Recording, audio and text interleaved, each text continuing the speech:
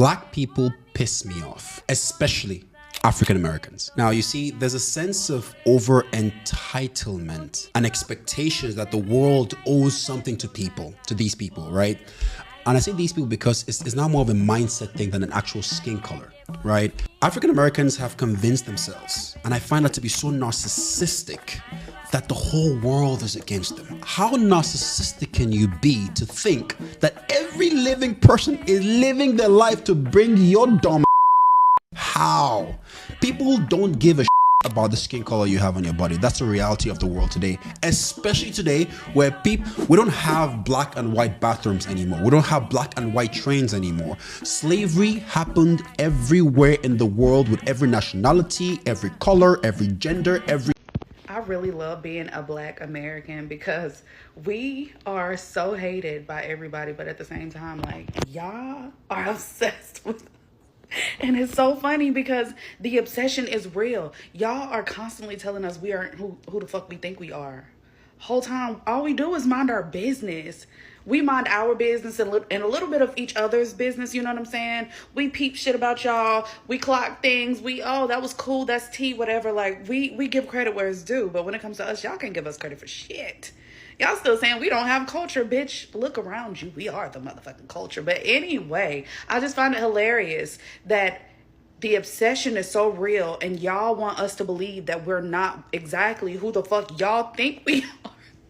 I'm sorry. I wouldn't be anything other than a Black fucking American. With all the shit that we have gone through, we're still that.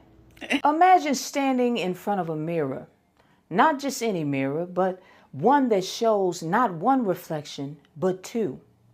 One is the self you know, the person you live with every day.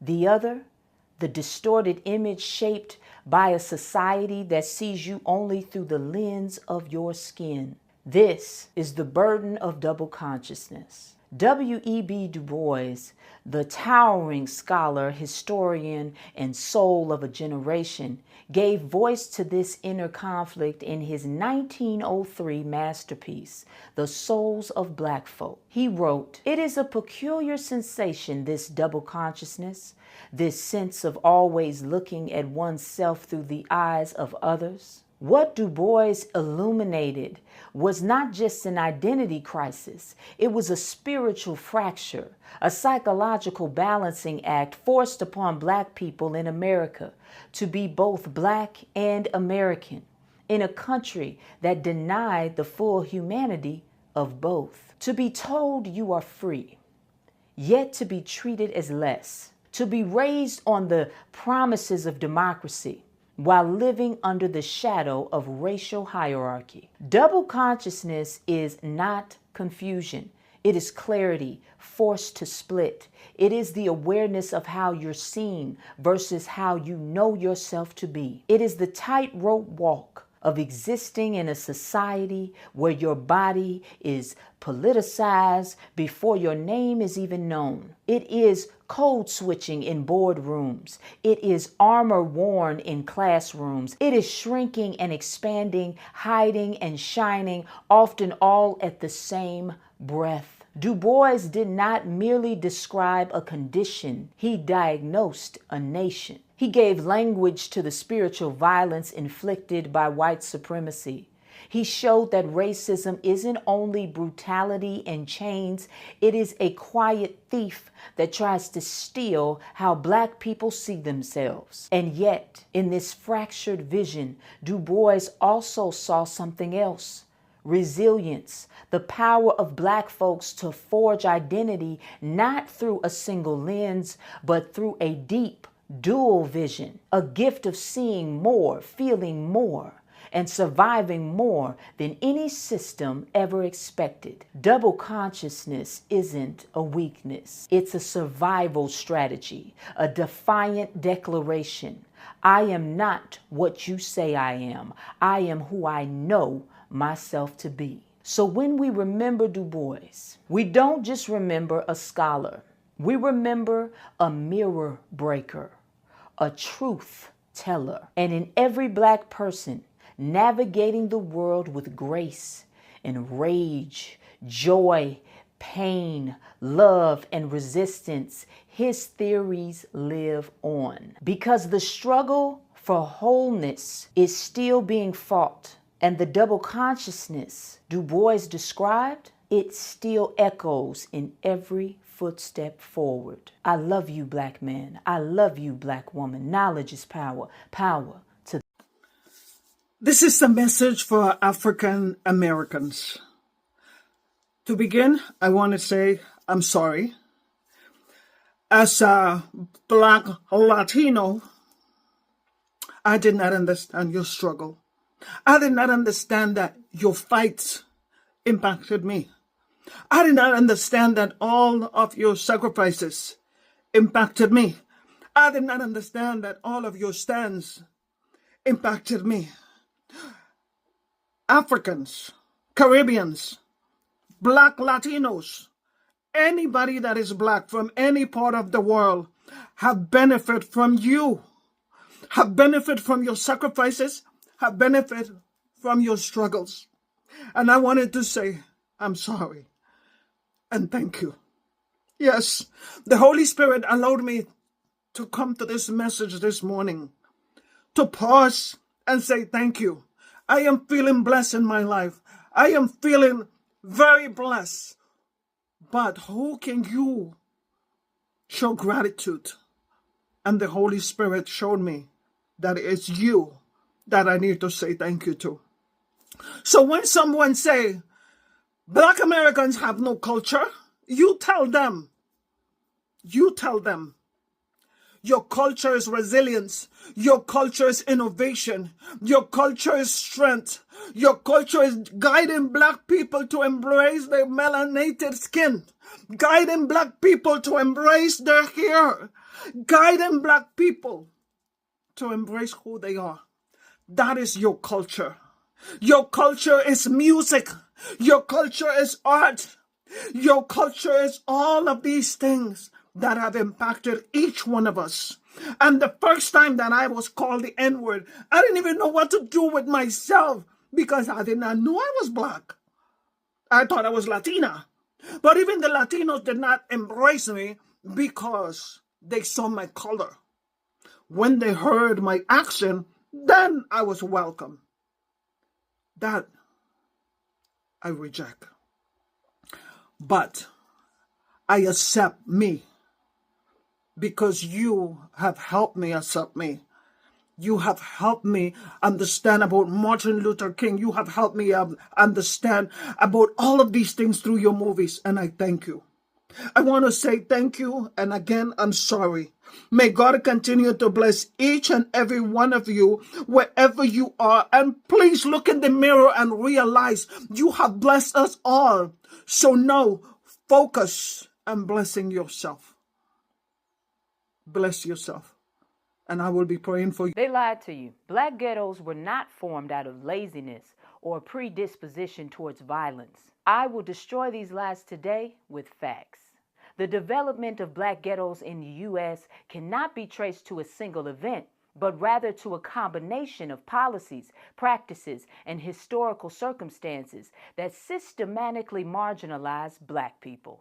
Here are some key factors that contributed to the creation of black ghettos in America. Factor number 1, slavery and its legacy. Slavery, which existed in the United States for over 2 centuries, played a foundational role in shaping racial inequality. African people were forcibly brought to the U.S. and treated as property, which laid the groundwork for systemic racism. After slavery was abolished in 1865, former enslaved black people were left with few economic resources, little education, and no land. Factor number 2, the role of slave codes and post-slavery segregation. Slave codes were laws that defined the status of enslaved people and limited their rights. These laws criminalized resistance to slavery, banned literacy and education for enslaved people, and restricted movement. After the emancipation, these codes evolved into the Black Codes. From 1865 to 1866, after the Civil War, Southern states passed Black Codes and sought to control the newly freed African American population.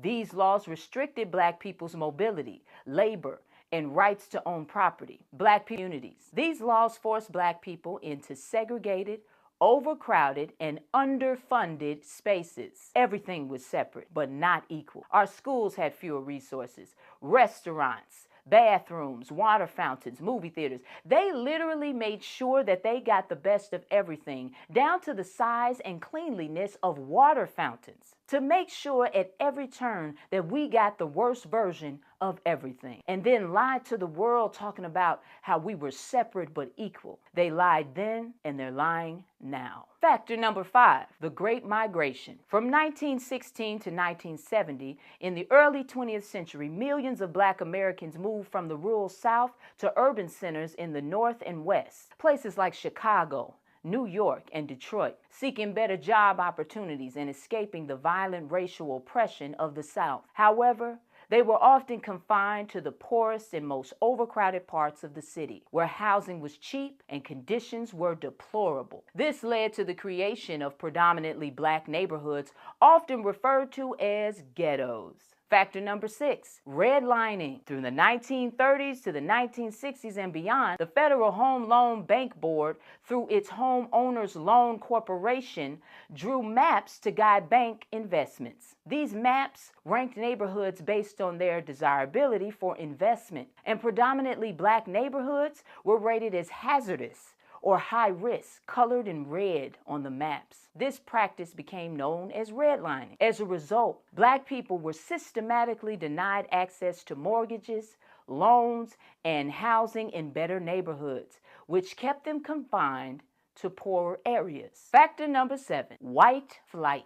After World War II, as federal policies like the GI Bill subsidized home ownership for white Americans, many white families moved to suburban areas, leaving urban areas increasingly populated by Black and other minority communities. This process was known as white flight, accompanied by the disinvestment in cities and a further concentration of poverty in urban Black neighborhoods. Also, there were... Because, your support is so much appreciated. Because just need a lot of support. And we just wanting to see it, even to listen, because I've been listening of what we have been talking about, Like you have to know what exactly is going on. But it's the government that is just having that. And we know our colors, we can't have that power to talk about that, but we just want to believe that everything will be fine. We just want to be quiet as always, because even to be quiet is an answer. Because we know the chaotic of it. I don't think that it will end, but maybe, but just assure that it will, because everything has its start. Now it is the beginning, and then I believe that it ends. It will end at the time it comes. So as we are quiet, we are not foolish. And that's what I like to see you, Black people, It's so fun. How will you call your Black American and they are Black? And the Blacks belongs to Africa. You are an African man, and then you call yourself that you are a Black American. How will you be a Black American and you are a Black man? And the Blacks belongs to Africa. Blacks just be in Africa. But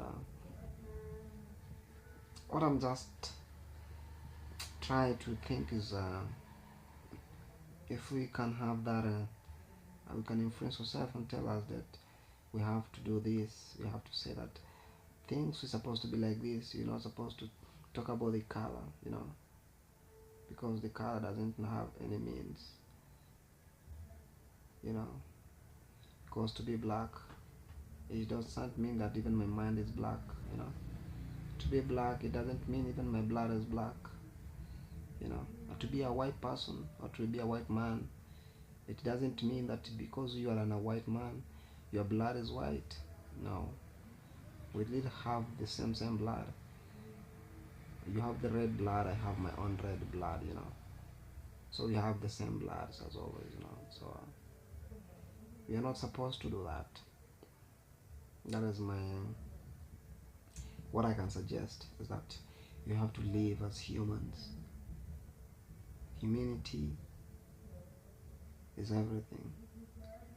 But to say that that man is it will not give that picture. The face is not coming in. It doesn't show. But as you are a black man, you just know that you are a black man, but you have the red blood.